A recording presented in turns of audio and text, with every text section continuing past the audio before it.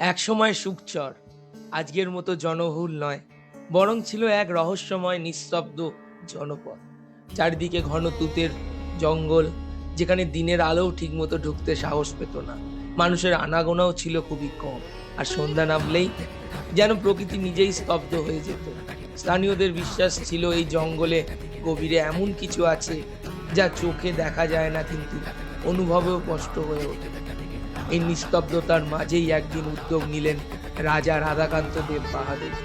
তিনি সিদ্ধান্ত নিলেন এই জঙ্গল কেটেই গড়ে তুলবেন বসতি। কাজও শুরু হলো, আর ঠিক তখনই ঘটলো এক আশ্চর্য ঘটনা। মাটির গভীর থেকেই উঠে এলো এক শিবলিঙ্গ। গ্রামবাসীদের মনে হলো এ কোনো সাধারণ আবিষ্কার নয়, এটি যেন ঈশ্বরেরই ইঙ্গিত। রাজা সেই শিবলিঙ্গকে প্রতিষ্ঠা করলেন তুতেশ্বর শিব নামে, আর সেই থেকে শুরু হলো দেবী সিদ্ধেশ্বরী প্রতিষ্ঠার ভাবনা। কালের স্রোতে সেই ভাবনার বাস্তব রূপ পেল। গঙ্গোপাধ্যায় বংশের এক পূর্বপুরুষ দেবীর মূর্তি প্রতিষ্ঠা করলেন।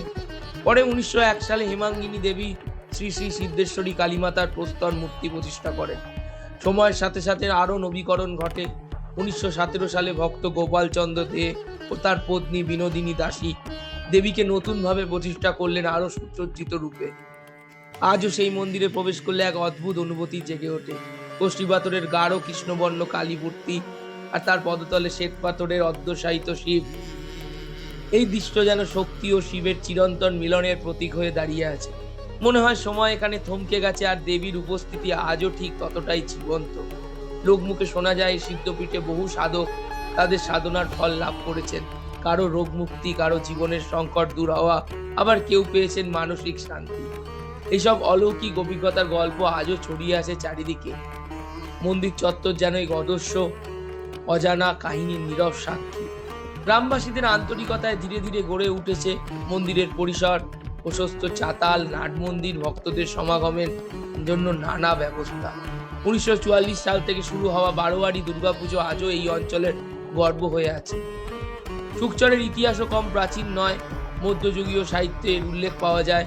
বিপ্রদাসের মনসামঙ্গল কাব্যে এই অঞ্চলের নাম উঠে এসেছে। চার সদাগরের বাণিজ্য যাত্রার পথেও সুখচরের স্মৃতি জড়িয়ে আছে, যা এই জনপদের প্রাচীন ঐতিহ্যের সাক্ষী বহন করে। আজও প্রতিদিন দেবী সিদ্ধেশ্বরীর পূজা হয় নিরবিচ্ছিন্নভাবে। বিশেষ তিথি, বিশেষ করে দীপান্বিতা অমাবস্যায় মন্দির ভরে ওঠে ভক্তদের ভিড়ে। তবে সবচেয়ে আকর্ষণীয় উৎসব হলো চৈত্র সংক্রান্তির গাজন ও চড়ক।